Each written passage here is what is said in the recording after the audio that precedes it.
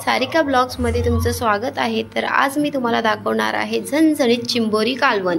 तर माझ्या रेसिपी बघण्यासाठी तुम्हाला खूपच आवड असेल तर तुम्ही सबस्क्राइब करा, शेअर करा, कमेंट करायला नक्की विसरू नका। तुम्ही कमेंट करत नाही। चला तर आपण चिंबोरीचं कालवण घालण्यासाठी तेल गरम केलेलं आहे, त्याच्यामध्ये कांदा घातला आहे। कांदा आपण थोडं लालसर करून घेऊया। व्यवस्थित शिजलं की त्याच्यानंतर टमाटर घालूया। त्याच्यात टमाटरही व्यवस्थित परतून घेऊया आपण, जेणेकरून थोडंसं नरम व्हायला पाहिजे, शिजायला पाहिजे। तर आता आपला कांदा टोमॅटो व्यवस्थित शिजलेला आहे। आपण त्याच्यामध्ये वाटण घालूया। वाटण मी खोबरं कांदा लाल करून घेतलेला आहे भाजून, आणि त्याच्यामध्ये आलं लसूण कोथिंबीर घातलेला आहे। असं वाटण बनवून घेतलेलं आहे। आपण त्याला व्यवस्थित तेल सुटेपर्यंत परतून घेऊया।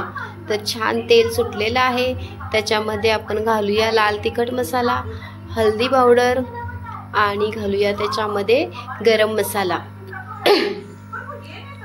तर गरम मसाला आपण घातलेला आहे, आणि आपण त्याच्यामध्ये कांदा लसूण मसाला थोडा घालूया, आणि मग व्यवस्थित परतून घेऊया, जेणेकरून मसाले शिजले पाहिजे।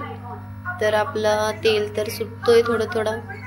तर झाली आपली ग्रेव्ही व्यवस्थित परतून। तर आपण त्याच्यामध्ये घालूया मीठ चवीनुसार, जसं हवंय तसं, आणि परत एकदा आपण व्यवस्थित परतून घेऊया। ग्रेव्ही व्यवस्थित परतली की आपल्याला तरी छानदार मिळते, मस्त तरी येते, एकदम झणझणीत रस्सा होतो।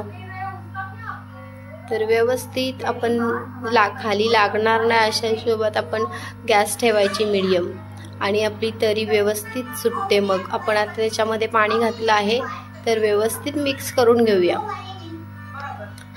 तर खाली लागायला नको म्हणून व्यवस्थित हलवून घेऊ, आणि त्याच्यामध्ये चिंबोरी घालूया आपण। तर कोणाकोणाला आवडते अंडा भरलेली चिंबोरी खायला, तर त्यांनी कमेंटमध्ये सांगा नक्कीच अंड्याचा रस्सा कसा होतो झणझणीत। जर ही रेसिपी तुम्हाला आवडली तर खरंच कमेंटमध्ये नक्की सांगा।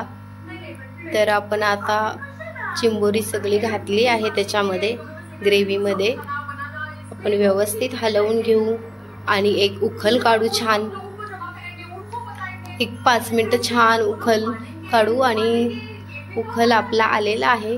तर ही आहे आंबोशी, जी ओल्या कच्च्या आंब्यापासून बनवलेली, सुकवून ठेवलेली। मी पाण्यामध्ये घातली आहे तिला, पाण्यामध्ये घालून भिजवून आता आपण त्याच्यामध्ये घालूया, जेणेकरून ही टाकल्यामुळे वैसपणा सगळा निघून जातो, आणि खूप छान चव सुद्धा येते।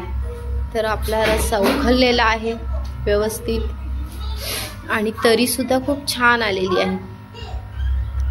तर हा बघा पेंदा कसा मस्त अंड्याने भरलेला आहे, छान। तर तुम्ही ही रेसिपी करून बघा, खाऊन बघा, आणि नक्की कमेंटमध्ये मला सांगा की ही रेसिपी कशी झाली।